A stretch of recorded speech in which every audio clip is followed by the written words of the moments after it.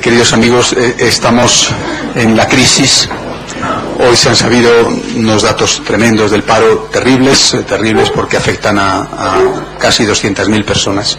Es la crisis. La crisis tiene un aspecto económico, pero el aspecto económico es muy probablemente, por lo menos así me lo parece a mí y a otros muchos, una manifestación externa muy visible de algo más profundo. De eso que es más profundo que lo económico es de lo que nos va a hablar esta noche el doctor don Pablo Domínguez.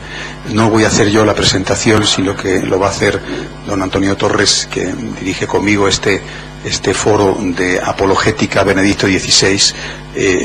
Simplemente decir el título de la conferencia que va a dar, que es ese, la crisis de la razón. Muchas gracias, don Pablo, por estar aquí.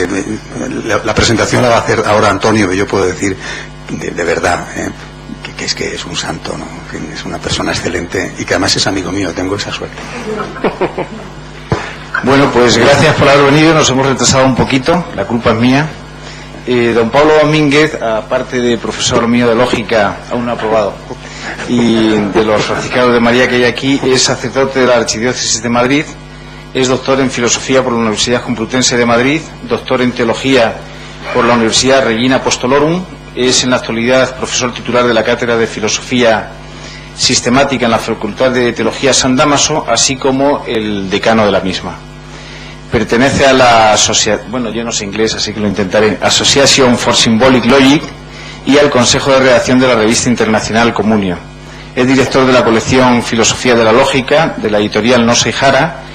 Ha publicado varios trabajos de investigación en filosofía de la lógica, entre ellos Indeterminación y Verdad, Teoría General del Contorno Lógico, Lógica Modal y Ontología, y también cuenta con numerosos artículos en revistas científicas en temas de antropología, metafísica y en lo referente al diálogo fe-cultura. Ha publicado numerosos libros, numerosos artículos, y entre ellos Indeterminación y Verdad, Lukasiewicz, Teoría del Contorno Lógico, Lógica Moral y Ontología, Concepción de la Polivalencia Lógica en la Escuela de Varsovia. En realidad la conferencia va sobre la concepción de la polivalencia lógica, nos hemos equivocado. Nada, no se preocupen. Y bueno, ya le damos la palabra, hemos perdido un poquito de tiempo. Adelante, don Pablo, muchas gracias.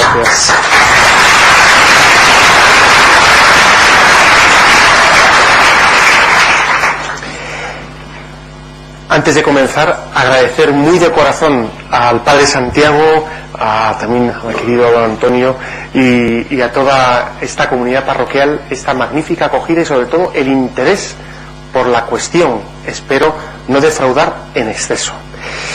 Bueno, y dicho lo cual, empezamos directamente. Yo quisiera, antes de abordar el tema de un modo directo, hacer unas consideraciones previas que son necesarias para ambientar la cuestión. Me gustaría comenzar diciendo algo que es elemental, y es aquello con lo que Aristóteles comienza su libro de la metafísica. Es que el hombre quiere por necesidad, anhela por necesidad saber, conocer la verdad. Todos nosotros somos unos inquietos buscadores de la verdad, continuamente, en todos los niveles. No nos da igual la verdad que la mentira. Queremos conocer lo que son las cosas. Cuando vemos un fenómeno atmosférico nos preguntamos ¿qué es eso? No nos da igual que nos digan que es una pintura puesta en el aire o un fenómeno atmosférico. Cuando nos dan un comestible nos interesa saber si realmente produce la salud o la muerte, y no nos da igual que sea una cosa o la otra. Es decir, realmente nos importa mucho conocer la verdad. Pues bien, a lo que esa facultad humana que busca la verdad le podríamos llamar la dimensión científica del hombre. Es decir, la ciencia, la episteme, frente a la doxa, a la opinión. Ya esto Platón lo había descrito con admirable belleza. Y es que en los grados del saber uno debe ir subiendo desde la mera opinión hasta el conocimiento, dice él, noético, hasta el conocimiento epistémico, es decir, hacia lo científico, hacia lo que conoce realmente lo que son las cosas. De tal modo que el grado superior del saber en el hombre es científico y el inferior es el de la mera opinión. Pues bien, ¿qué significa la ciencia? ¿Qué es la ciencia?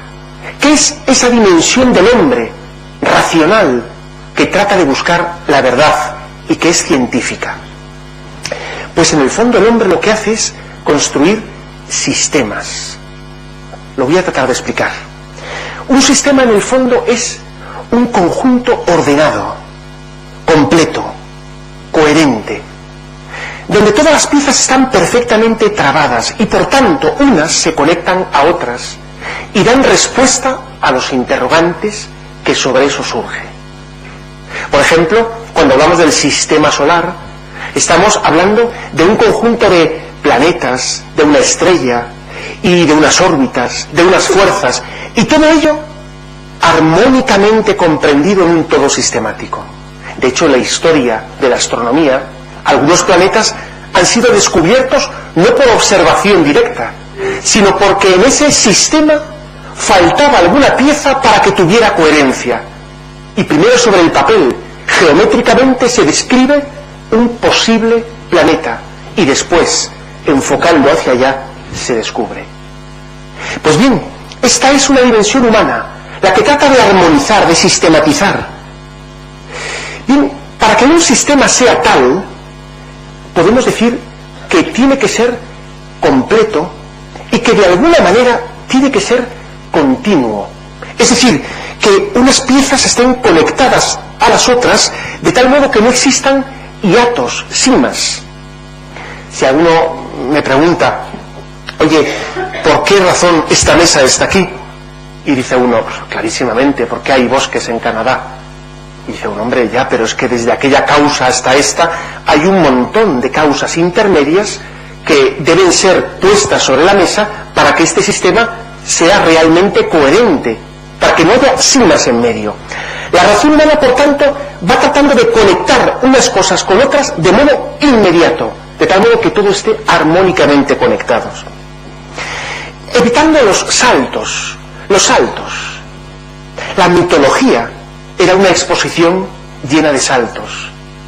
Si, por ejemplo, uno dice, oye, ¿por qué está habiendo o por qué ha habido una tormenta tan grande? Y uno dice, pues porque el dios Apolo se ha enfadado contra otros dioses que han tratado de... y entonces ha soplado con fuerza, y uno dice, bueno, da la impresión de que desde esa descripción hasta lo que estoy viendo hay un salto que mi razón describe o descubre como improcedente. Por eso, cuando, en fin, uno descubre que los magos de Oriente, el día 6 de enero, y no quisiera tampoco, en fin, dar un dato de demasiada primicia en este foro, pues cuando uno descubre que quizá necesita algún tipo de explicación añadida para que cuadre el sistema, pues es el paso del mito al logos, a la ciencia, y esto es razonable. Lo he dicho un poco más crípticamente por si acaso. Bueno, bien, hasta aquí todo parece bastante elemental, pero aquí surge un primer elemento de prejuicio. Claro, si todo ha de ser continuo, quiere decirse que en la explicación de las cuestiones materiales, todas las causas que de ello dependan deben ser materiales. Por tanto, la ciencia empírica se cierra a una trascendencia que supondría un salto y por tanto algo no estrictamente científico. Bueno, esto parece que es una hipótesis aparentemente bastante razonable, pero vamos a ver si esto es así. Este interés, el de erradicar de la razón humana todo aquello que sea de orden meta empírico, parece que es una doctrina muy al uso, como si hubiera dos ámbitos totalmente separados.